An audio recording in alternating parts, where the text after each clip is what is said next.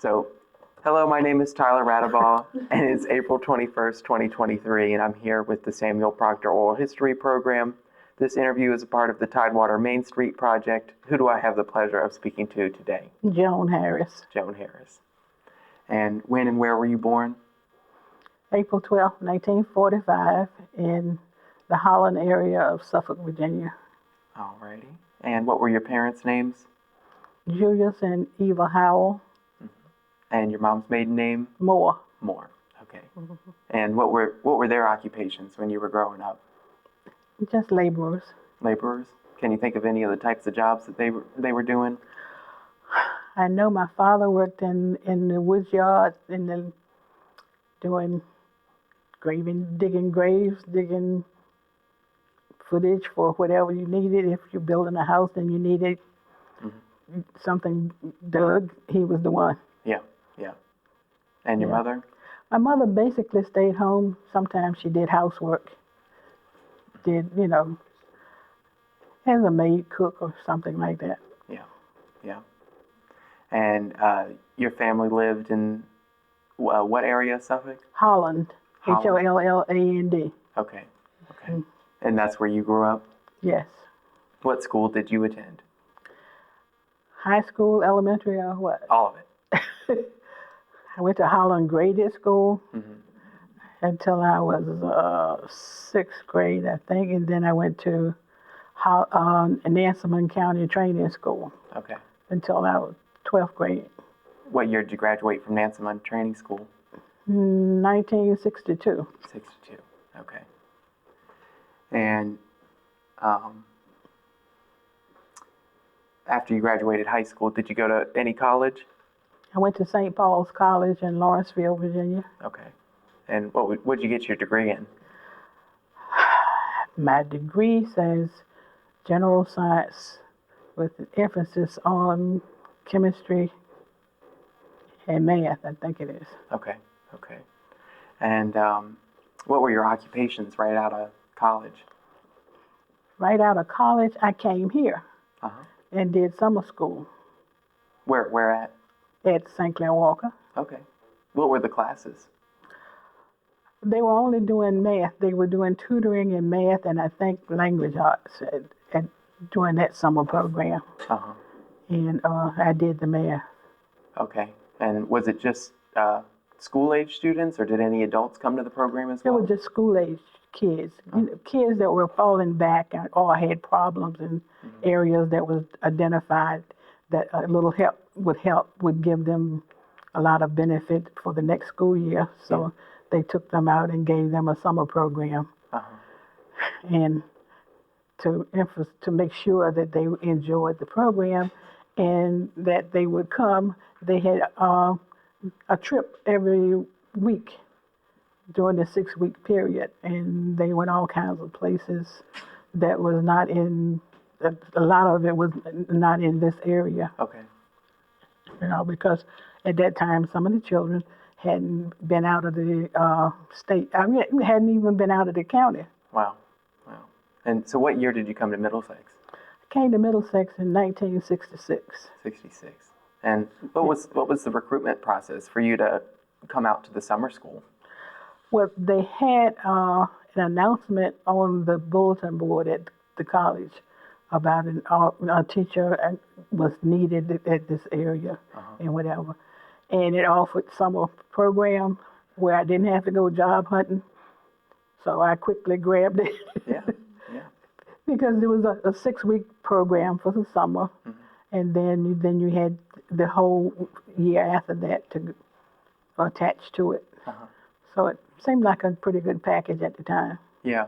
Do you remember if you had to reach out to the school board, or did you reach out to the principal himself? The principal was the one that contacted me, and he was my only personal contact at the time. What was his name?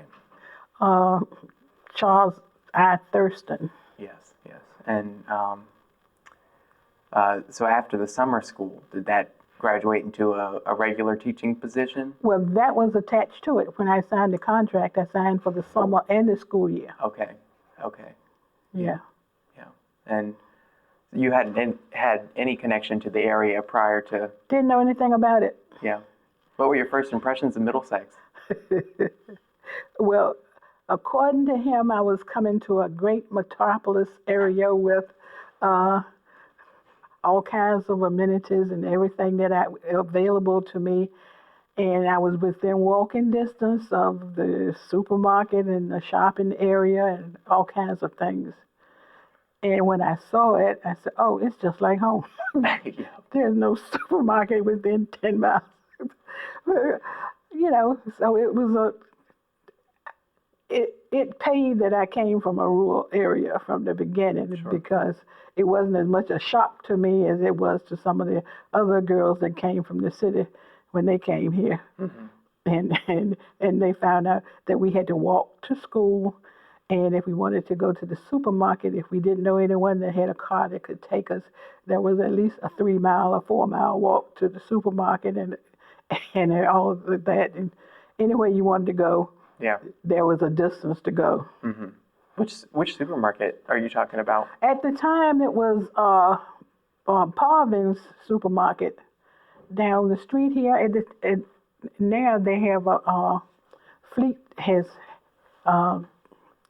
appliances, not appliances, but tractors and different things, lawnmowers and all that stuff there now. At that spot now. Uh-huh. Yeah. And what was your initial impression of Cook's Corner?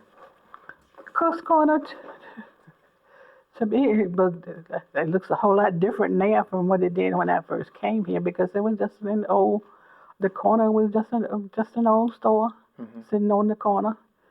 But there usually was a lot of cars around it, so I said, well, it must be something there. Yeah. But our principal had told us that we were not to go there. Really? Because it was a place of ill repute. Those were his words. It's a place of ill repute, and you should not be there. You don't need to go there. Was he specifically talking about Lynn Davis's or Herman Wake's? Both. Both, yeah. Yeah. Yes, the whole works. So when you moved here, where did you stay at? I stayed at a house that was built by the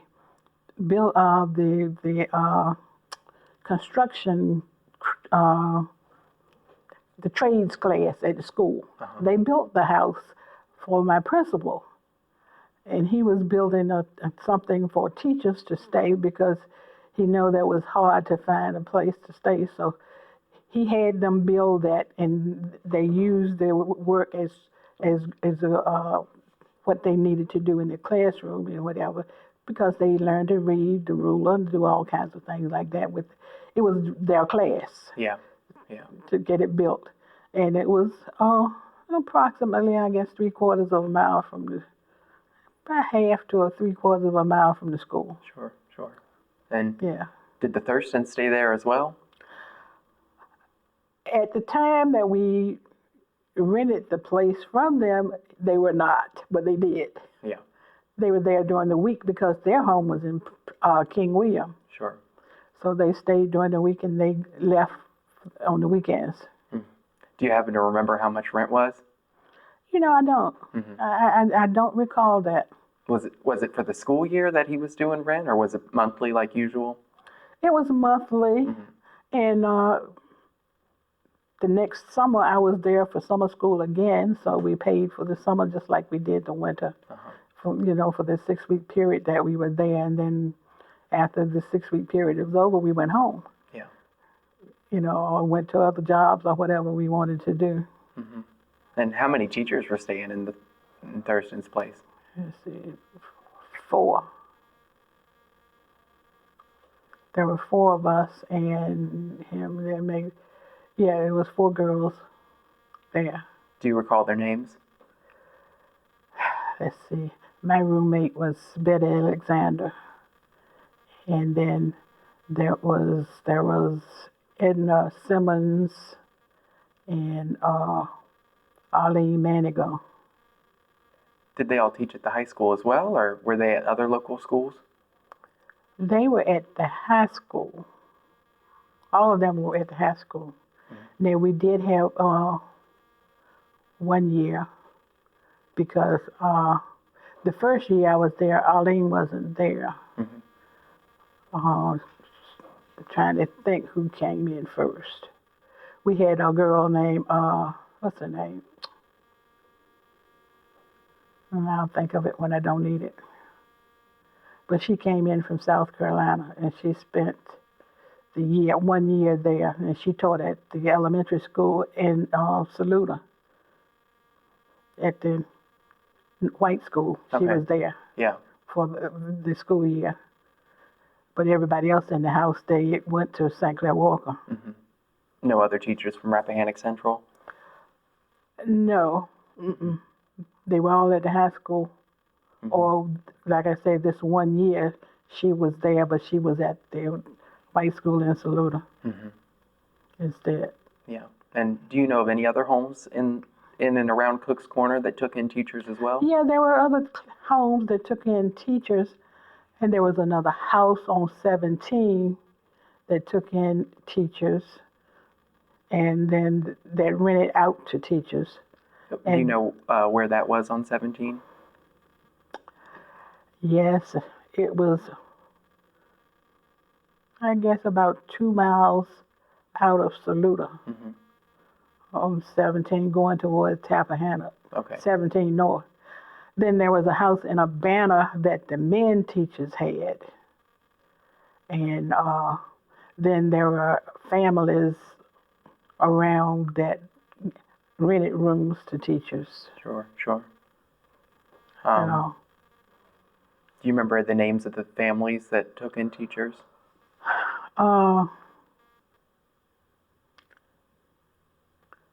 I can see the people's face and can't call their name. Mm-hmm. Because one of them used to, let's see, what's her name? I can't think of it right now. Mm-hmm. I bet Ms. Kidd could tell me right away who it was. We'll have to ask her. Yeah, because she was there. Ask her who the French teacher was, because she and her husband had rented a room to one of my girlfriends. And then was some others, and I can't think of the name of them right now. Mm-hmm. But they rented, the Jarvises. Okay. Rosetta and Monroe? Mm-hmm. Mm-hmm. They rented a room to a teacher there, too. And who else? Further down the road, there was somebody. Mrs. Holmes. Easter Holmes. Easter Holmes? Mm-hmm. Mm-hmm. They rented at some times. Mm-hmm. They did, it wasn't all the time. They just did it when it was an overflow and nobody else would, had a space for them, and they would do it. Yeah. How did the faculty at the high school receive the new teachers? I mean, there were some long-term educators at the high school. What was the relationship like? Well, they tried to take us over, and teach us the ropes and give us some good hints or whatever about how we should act and how things that would help us in teaching or whatever. And any way they could help us, they tried to help us. Yeah. Of course, being older people, a lot of them were real nosy. They wanted to know what you're doing. Yeah. We had a lot of people that were taking care of us and making sure that we were following the straight and narrow. Yeah. Yeah. And are there any teachers that you became particularly close with as a friend, or? Yes, and one of them just died just recently. Last summer, I tell you, that was really hard. But the others, were here for a few years and left, and they came. So we were always getting new people. Yeah. And what was your closer friend's name? Mary Nedwoods. Okay. Yeah. And she taught at St. Clair Walker as well? Yes, she taught math. Math. Yeah. Okay. And what did you teach at Science. St. Clair Walker? Science? General science and chemistry. Uh-huh. Yeah. Alrighty. And so what year again was it that you started at St. Clair Walker? I started June 1966. Okay. Okay. And let's see. What were your impressions of the school building and the facility there? Well, coming from my area that I lived, it wasn't all that bad. It was, small but neat and well kept Yeah. and whatever. So it was decent. I thought pretty good. Yeah. At the time. Yeah. So how did you get to school mainly? Did you all carpool or just walk in the mornings? You just walked in the morning Yeah. and the evening, Uh-huh. unless it was raining. And then in the summers when she got there, she had a car, so sometimes we rode with her in the car or whatever, and she would take us to the supermarket and different places that we needed to go and whatever. And then another girl from Rappahannock Central that was born here, but she moved back here. She had been in Maryland for several years teaching, and then she decided to move back here to help her mother because she was getting ill. And she would come by and see us, and she had a car, so she would take us various places. What was her name? Her married name was Thornton. It was Mary Thornton, but I'm trying to think of her maiden name. Mary.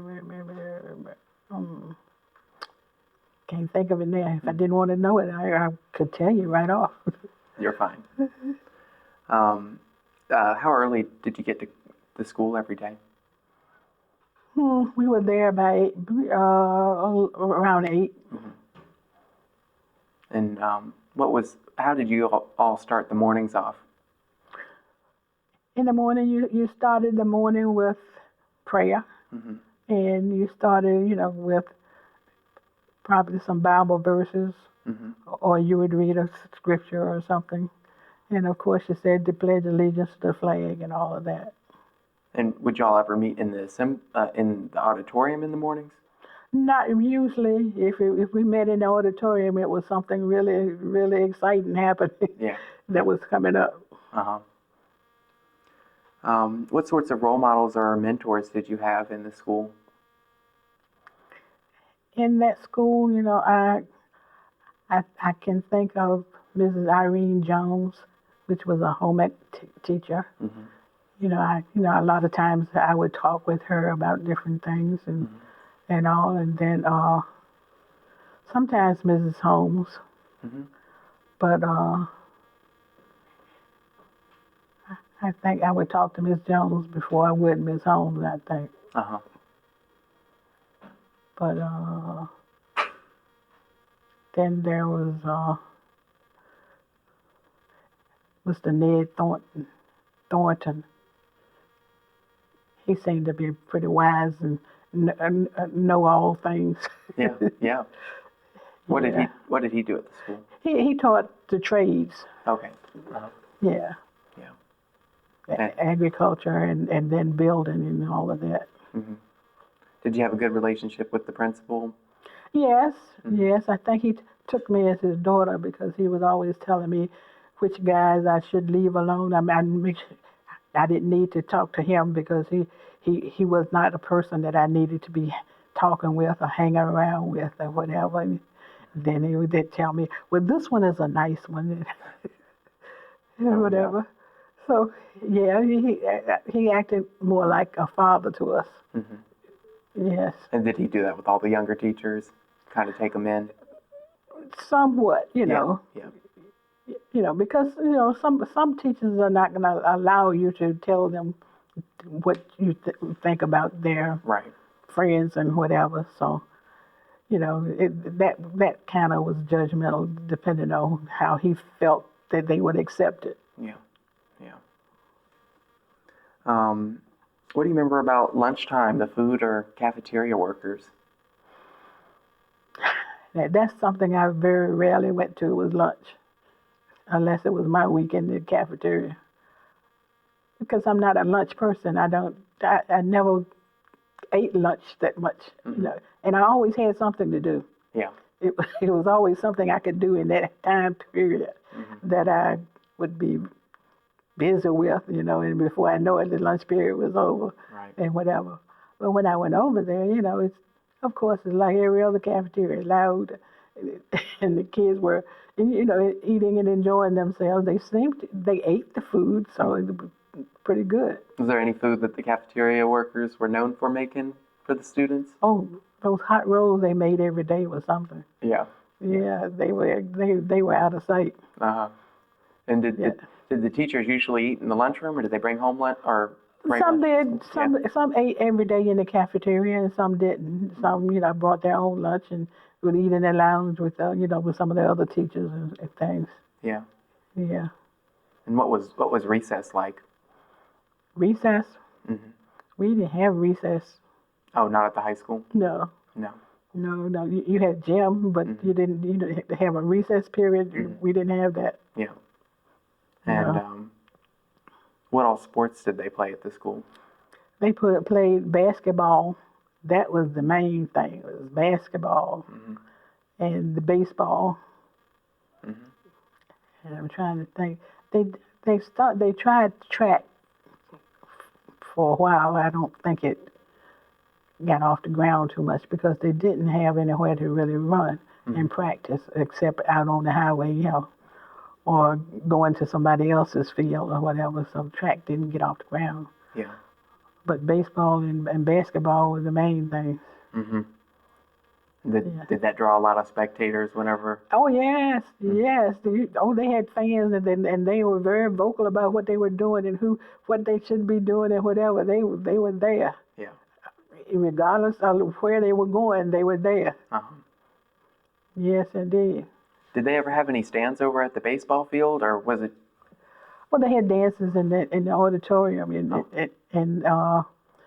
they had the prom in the auditorium and all of that kind of thing. Mm-hmm. And then sometimes they had talent shows, and then sometimes they had plays and things for the public. Yeah. That they put on. Do you remember any May Day celebrations? May Day? No. That was more geared toward the elementary and the middle school type of thing. Was the May Day going around the flagpole and stuff with the younger kids. Uh-huh. And but the high school didn't do that. Did the high school ever host any May Day celebrations for the elementary grades? Not that I can remember. Okay. Yeah. No. Yeah. Yeah, they went to things like the science and math fair and all that. They used to have those, where they go, different conglomeration of schools will be in a set, and they would have their science and math fair, and they come in with their projects and different things and present them. And then they also had a written test as a part of the science fair, and they were in competition with the other schools and things, and they usually did pretty well. Mm-hmm.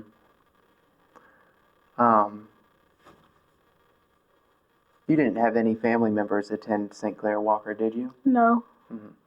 I had no family members around. Right. What was that experience like, being so far from your family? At first, it was very, very lonesome. But then, as you met other people and you got acquainted with them, and they started to take on a different role in your life. You gradually got away from family. Right. But every chance I got, I went home. Yeah. To visit and whatever. So. And did you communicate with your family about life at St. Clair Walker? Yeah. They got to know a lot of people because I was talking about different things that would be happening in the classrooms and different people and different things that we did and whatever. So they were very familiar with it. Sometimes they would come up and visit me. And then did they support you working down here so far away from home? Yes. Yeah. Yes, they did. They were always encouraging me to go back and work another year, another year, They had no qualms about me being there. Well, see, I'm only an hour and a half away from home. Okay. Yeah. Not too Yeah, far. no. Mm-hmm. Did they ever come down and visit? Yes, yeah. A lot of times my brother would come up and pick me up and take me down for the weekends, or like on Easter break and whatever. He'd bring me home, take me home, and pick me up. Otherwise, I'd have to catch the bus. Yeah. Did you attend church locally? Sometimes. Then that's something that I was a little disappointed with, that more community people didn't invite us to their churches and whatever. We went on our own sometimes when the girls stayed here that had a car, and would go, But it's now the people that live next door were always inviting us to church or whatever, but they didn't have a car either, Yeah.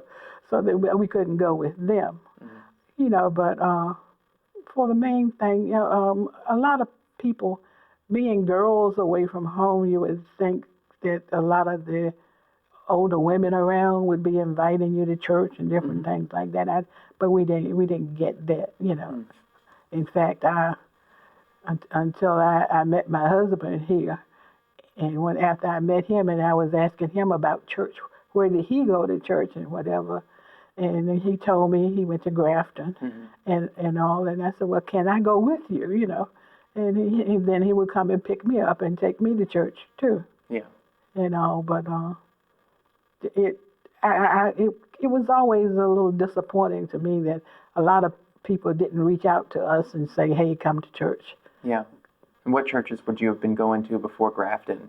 Maybe once or twice? I went to Antioch, and I went to, not Emmanuel, it was the other one that was there. And Zion Branch or Lebanon? It was Lebanon, and that was before Lebanon moved from where it is now to out on 17. Right. It was in Urbana, and I went there a couple of times, but like for the most part, unless you ask certain people about church, they didn't do it. We used to have a little singing group at one time. With some of the girls in the house, and Rosetta and her neighbor and her son, her grandson that was with her brother. That's who it was that was there in the house. And we would sing at different churches and things like that. Did your singing group have a name? No. No. It had a name, but I can't remember what it is. How long did you go around with them? I would guess, well, maybe 2-3 years at the most.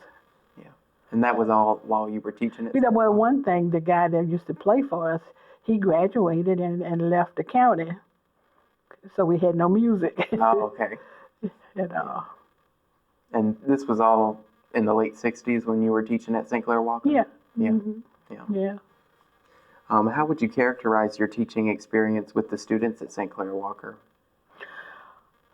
The students, I thought, were very, for the most part, most of them were very well behaved kids, and from what I know, this is my first teaching experience. So, yeah. But they knew that they couldn't get away with so much because they had to go home. Right. And the parents, I thought, were very supportive of the school. And anything that the school needed, the PTA would try to work and try to put on enough fundraisers or whatever to see that they got most of the materials that they needed that they didn't get otherwise. Yeah. And I think that heavy support from the community and the parents helped to keep things in the school going well, and the kids understood that they had to do well at school while they were there. And that did a lot to help the school system. And how would they raise money? Would they raise money at the school, or would they go to the local churches too? Yeah, well, both. But a lot of the things they did fundraisers at the school.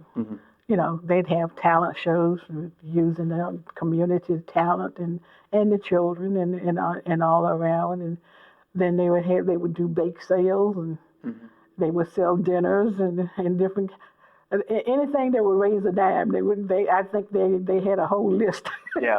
of things that they used to do. Do you remember any of the big players in the PTA? One of them just died, and she was over 100 years old, and that was Mrs. Earlene Scott. Okay. Reverend Earlene Scott. She wasn't Reverend when I first met her, but she was always one of the most active people in the PTA I know. And every time there was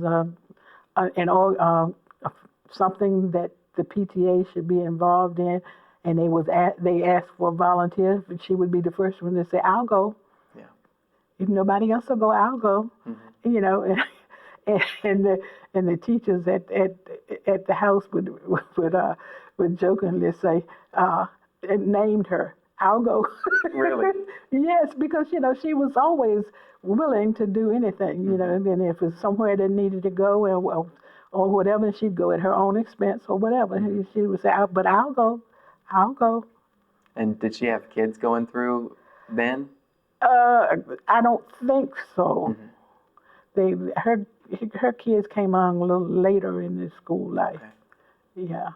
But she was interested in whatever was going on at the school, and whatever was being done with the school age children and whatever, because she had several groups of kids, and at the time I got here, I don't think she had any.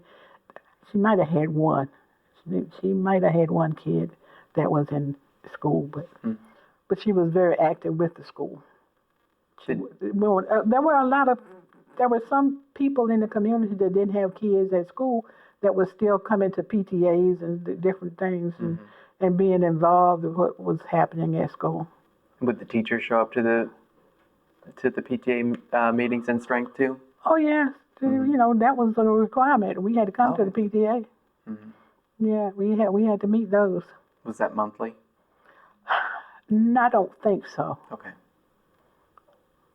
I'm trying to think. Was it a month? I don't think so.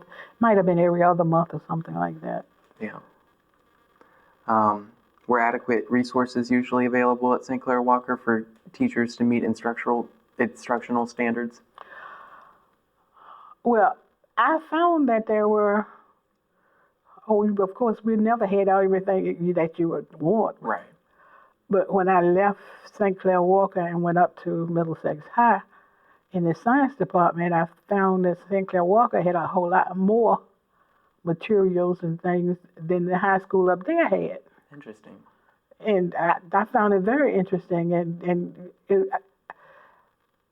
fact, I really thought it would have been the other way around. But there were a lot of equipment and things that the St. Clair Walker school layup had that was missing at St. Clair at the high school in Saluda. Was there a large transfer of educational materials when the high school closed? Yeah, well, they consolidated it and all, and that's why I'm saying that I think we transferred more than they had. Okay, yeah. At the time. What's some of your fondest recollections of your classes, or any specific classes at St. Clair Walker during your time there? My fondest recollection would be of I had a study hall in the last period of the day, and I was a new teacher, and I had mainly seniors in the class, and they would come in at various times because they would be coming in from different things, like if they went to their trade classes and things, they might be a little late coming in to the class and whatever, and then, of course, they'd be a little late getting settled in there, or being seniors, they had a lot of gossip about what was going on with the kids at the school and whatever, and who was going with who and who didn't know it and all that kind of stuff. And every day after they got in and got over their little talk, and before they just settled down to going to work and all, we would hear a click when their period started from the office, and then Mr. Thurston would say, "Sit down, so-and-so, sit down and get quiet and settle down." And then that usually happened after they had done all their little talk and everything. And all the kids would sit there and they would wait for it because they knew it was coming, that he was going to click on his intercom and listen to the gossip that was going on. And then they would say all kinds of things that they knew was not true or whatever, so that he could hear it, just to mislead him. And then when he clicked in, and everybody would just laugh, because you could hear the intercom click on and off, and of course, kids being kids, they would do all kinds of little things. I used to tell him, I said, "Why you all do that?" He said, "Because he knows." There's all kinds of little funny things used to happen. Mm-hmm. But when I came here, there were kids that were driving buses. Right, because the driving age was 16. Yeah, and they were driving. They had license to drive school buses, and they were driving kids back and forth to school on the school buses and things. And would they take them home and everything too? Yeah, they pick them up in the morning just like the school buses do now. Uh-huh. They would pick them up and then take them back home in the afternoon. And would they do a good job at it? Were they trustworthy to? They must be. They kept the job. I never heard any reference to them being the person that was in trouble for driving buses and all. Mm-hmm. Yeah. And sometimes they would take community groups and things with the school buses to different places and so forth. Do you know if that was at the discretion of St. Clair Walker, or would that have to be checked through the school board? No, I don't know. Mm-hmm. They must have gotten some kind of permission to do that in order to do it. Mm-hmm. I guess it's because there was a shortage of bus drivers and all that too. Yeah, it might have been. Mm-hmm. Let's see here. Were there any historical events that affected you or the students while you were at SCW? No, not really big things, except of course the civil rights thing that was going on all the time. When I came here, and it still is. Mm-hmm. So nothing really exciting. There was the Morgan lady that got on the bus. Right. And whatever. And sometimes they had the different little controversy between the law enforcement and the school children or high school kids or something like that. But nothing major. Yeah. That I can refer to. And what was your experience with the whole process of integration, and what was the talk in the community about that? Well, the black community is really resilient. I admire them for their resilience, because they seem to take things in you think in stride, but they have thought about it and have decided what their role should be, and then they do it. Mm-hmm. And they're more willing to accept the other races and whatever than a lot of times they are to accept them. Mm-hmm. And whatever.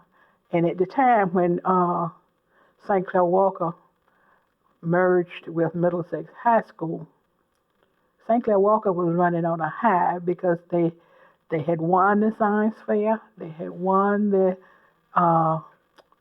state championship for basketball, and they had done very well with baseball and all, and they're coming off a winning season of everything. Uh-huh. To go to the new high school, mm-hmm. and they were not accepted as equals, mm-hmm. and that I think hurt them more than anything else, is that they weren't accepted as equals. Mm-hmm. They were accepted as the inferior person, and that caused more controversy than anything else. Yeah. With that kind of attitude toward, because a lot of the people at Middlesex High School, they had it in their mind that all the kids that were black coming from St. Clair Walker were inferior and didn't know anything. And what they didn't understand was a whole lot of them were ahead of them rather than beneath them. And that caused a lot of controversy between the students. Right. And even between some of the teachers and the students, because they just assumed they didn't know. Yeah. They didn't try to find out. They just assumed because they're coming from St. Clair Walker, they don't know. Yeah. And they tried to treat them as if they were beneath them. And the kids didn't very much like it. Yeah. And I agreed with them. I didn't like it either. As a teacher, I can remember going there and going to lunch, and all the lady teachers would leave the table when I came and sat down. Really? Yeah. And so you transferred to Middlesex High School Yes. right after the closure of St. Clair Walker? Right. Okay. And what were you teaching at MHS, the same thing? I taught general science. Okay. At the time, it was general science and chemistry. And, and it was just 8th grade science is what it was. Yeah. And do you remember what Principal Thurston's experience was during the transfer? During the transfer, he tried to keep us as teachers upbeat about going and whatever, because he knew he wasn't going. He was retiring. Oh, really? Yeah, he retired. And he tried to keep as many of us at the new schools for the kids' sake. Right. And more than anything else, he used to tell us, he said, they'll need a friend. And you need to be there for to support them. And they need somebody to talk to. They need someone that will treat them as an equal, as persons. And it showed. About how many teachers do you think transferred over to MHS? Oh, let's see. Mrs. Holmes, I went. Mary went. Arlene didn't go. Let's see. I would think about 6. Okay. 6 or 8. 6, I would think. That would be a good number. And did any faculty just not want to go to MHS at all? There were some, and they just left. Yeah. They just left and went to other places. Yeah. I can remember the interview that the principal from there had with me when they were interviewing us for the Middlesex High School, and he was asking me about, did I think there would be a problem with the integration issue, and I told him I thought it would be a major problem, simply because you're taking one group, one culture, and moving it with another, and there's going to be a problem just with the culture just changes, and in people, and I said, and then when you move one people to another group, and one think they're inferior, and one think they're superior, there is going to be head knocking. Right. I said, and you got a prideful bunch that you're taking to from St. Clair Walker. Well, all of them had their heads swelled up, all the things they have accomplished during the last 3 or 4 years, and that last year they were at the top of the game. To go to a high school that had never won anything or whatever, they have all their trophies and stuff that they can show for what all they've done, and for them to try. I said, think about trying out for all sports and things like that. They're going to be put at the bottom of the heap, which they did. Did any of the athletic coaches from St. Clair Walker transfer over too? No. Okay. Because all of them were in the group that left. Okay. Some of them left the year before, and then the ones that left behind, they just moved on. You know, I don't know whether it was just that they didn't feel like the integration was going to work, or they just wanted to go to a bigger school, or most of them went to the city. Okay. More pay,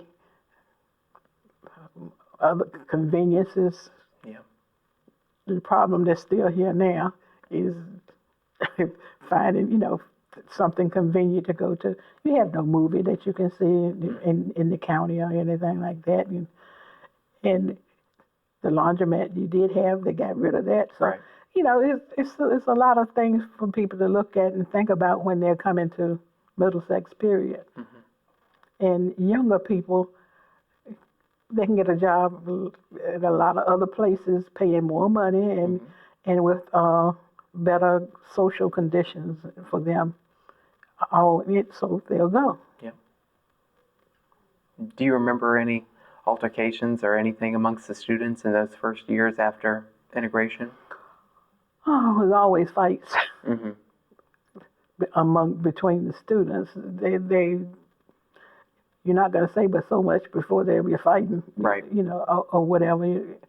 And I think the very first thing that really frustrated them to no end was that when they walk in, the first thing they see is this Charger emblem that they had, and here's a big Charger, a metal Charger with all of this up there, and all they can see is, they would think about was, I'm not a Charger, I'm not an English Lord or nothing like that, so why would I accept this as their,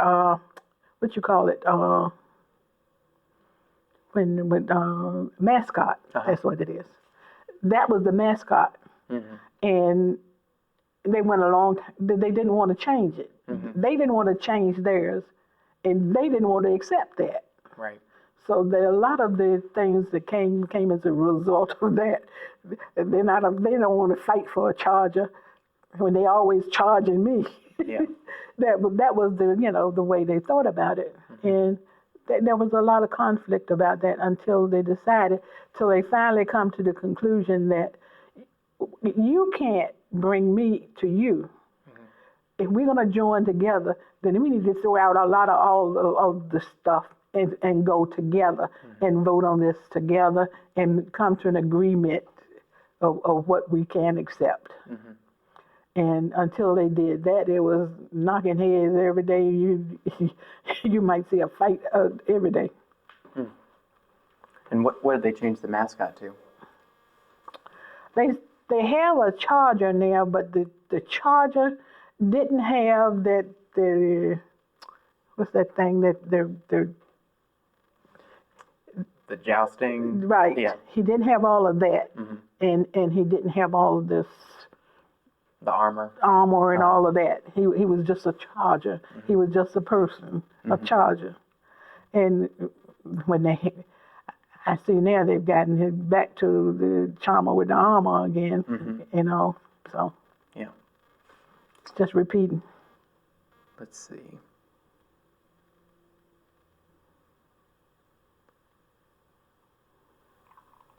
Some of this we've already covered. If you could relive your experiences as a teacher at SCW, is there something that you would do differently?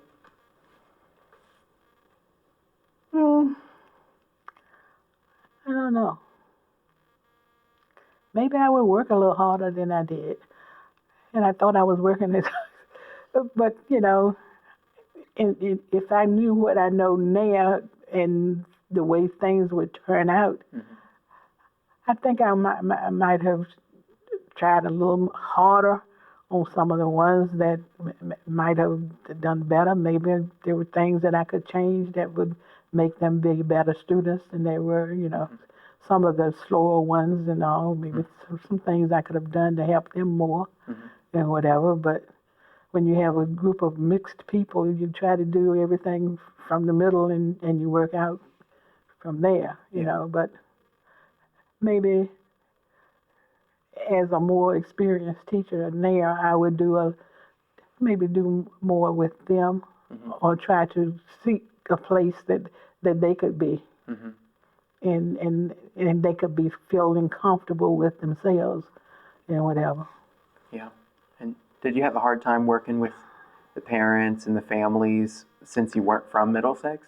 No, I didn't. I really didn't, because when I came here, the attitude of the parents was first. If the teacher said it, she right. You're wrong automatically until they find out differently, you know. But they supported you completely. And they would tell you, you know, she's not going to say so much about you that's not true. Yeah. From the beginning. And if she said it, she's right. And that was the attitude that we had to work with, which in many ways is good, because by the time I left Middlesex High School, I had parents that would tell me, well, my child didn't say it like that, and that's not the way she told it. You know, when you had called them in for conferences and things, whatever the situation was, I believe my child first, you know. Yeah. And when you get that situation, it means the child can lie and do whatever he wants to, because they know the parents are going to believe them and whatever. And at St. Clair Walker, the view was the opposite. The teacher is right until proven wrong.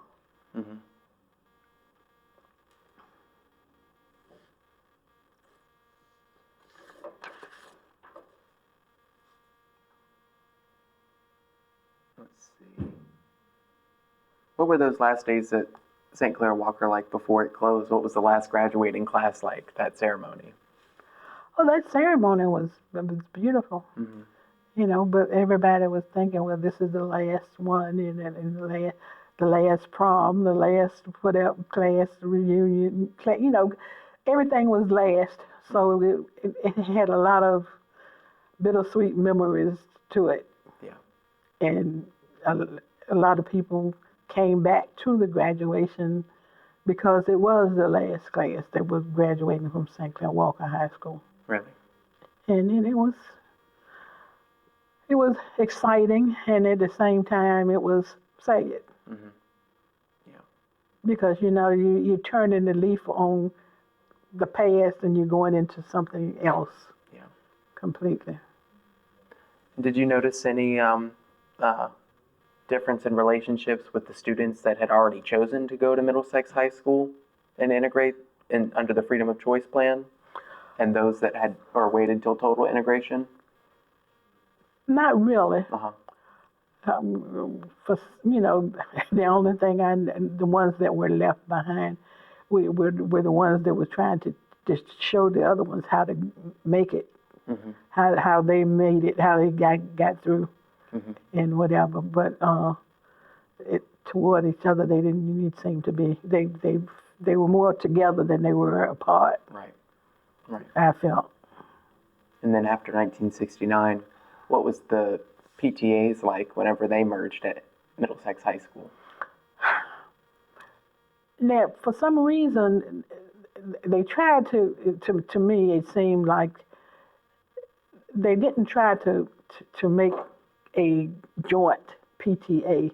They tried to do things which was foreign to the parents that were going to Middlesex High. They were gung-ho about helping and creating an atmosphere for the kids to join.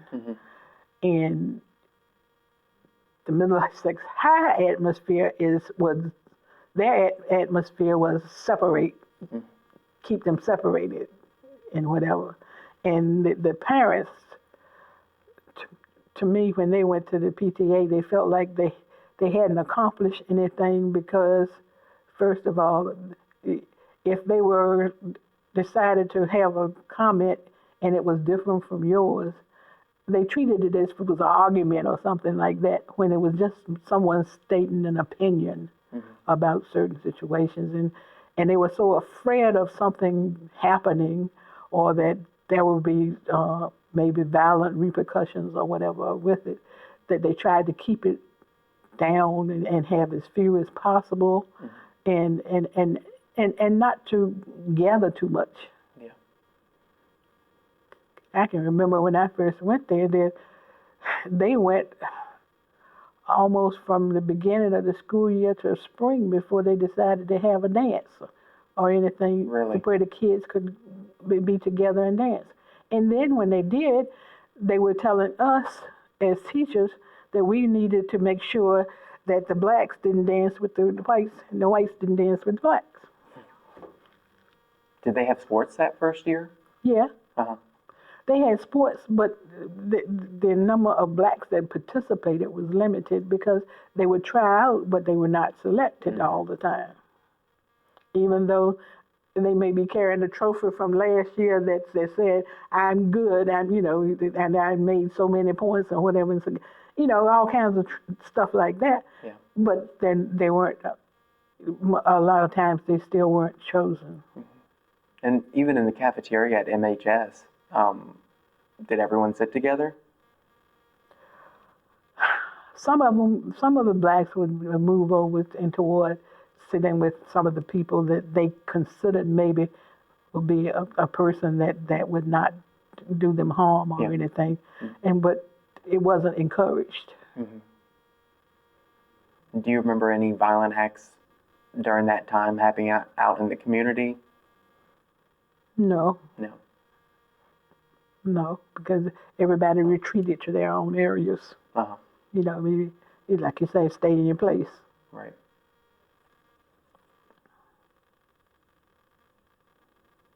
Let's see. So how long did you teach at MHS afterwards?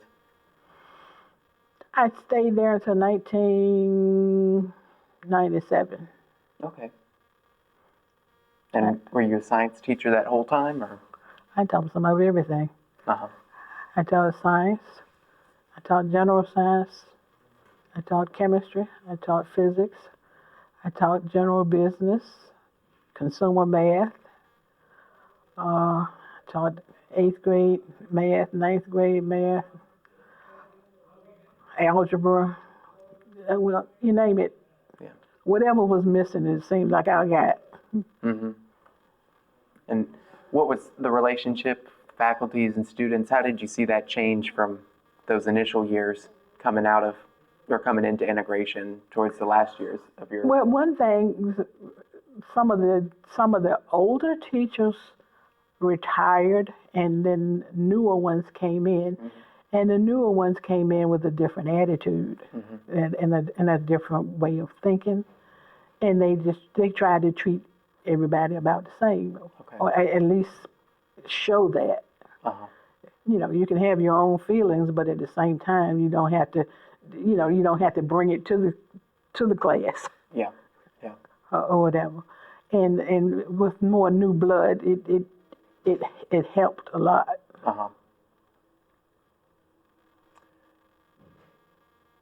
Let's see here. And then just kind of switch over to Cook's Corner. Do you remember all the businesses? Did you ever go there, just besides the warning from Principal We went, but we never went inside. Okay. We were always on the yard because, if somebody tells you that this is a place of ill repute and you should not go there, the first thing you want to do is go. Yeah. To find out, well, what is so bad about it, But we never went in. Mm-hmm. We were in the parking lot trying to see what we could see from the parking lot, what was so exciting about it. And I didn't see anything that really was so exciting or so bad that you couldn't go in it, But the places there could get rough.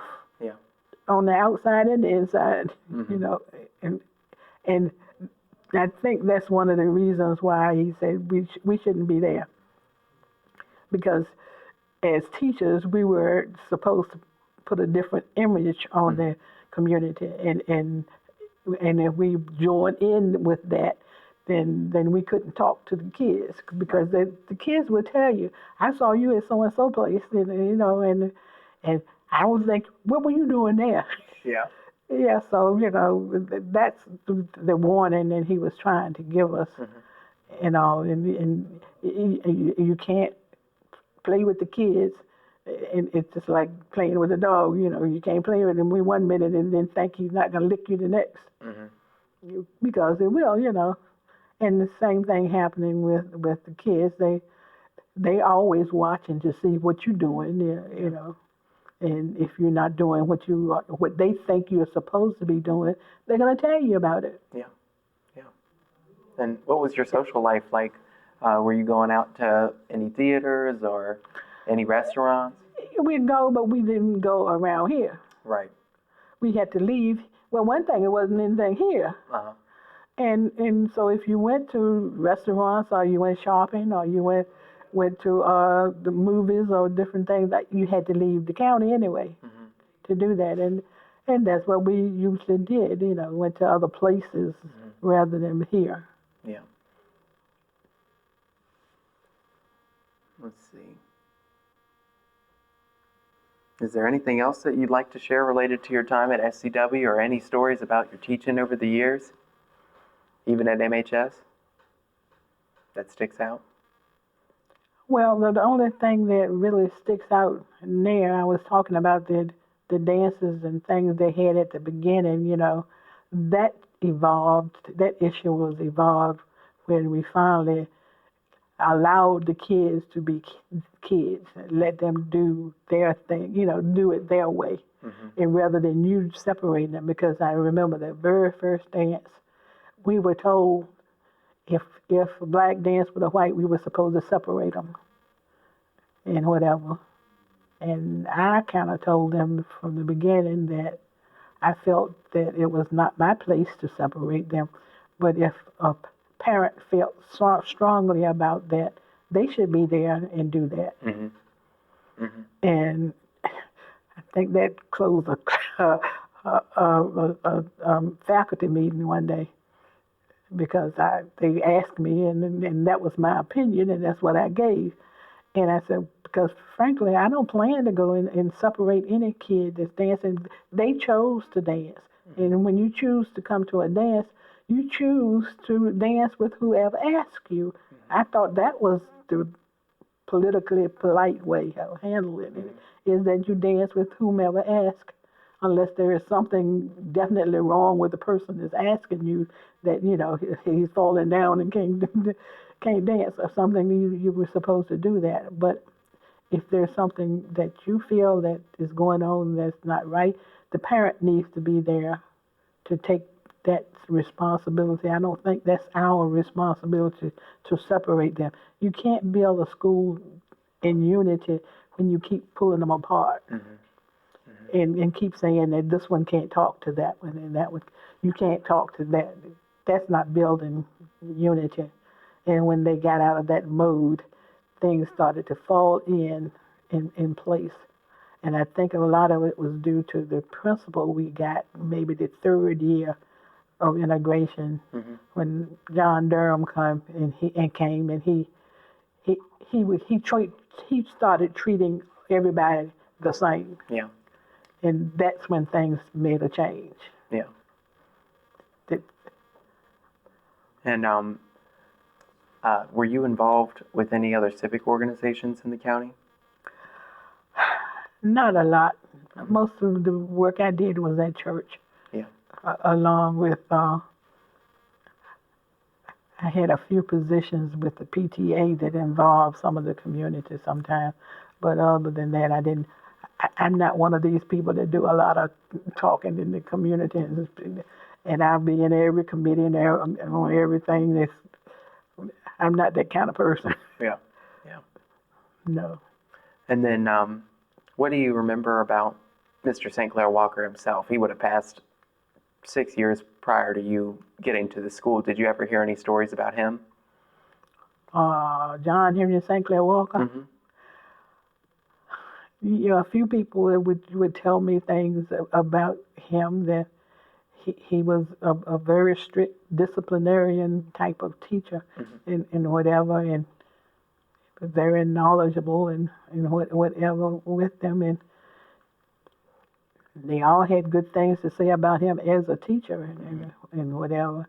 And he did a lot of things for them in terms of getting different materials and things for the school and whatever. And he was associated closely with Hampton University, so he made sure that, that he would bring things that he thought would help the school from them to them, to the community, and work with the PTA to have different things and get things that were needed.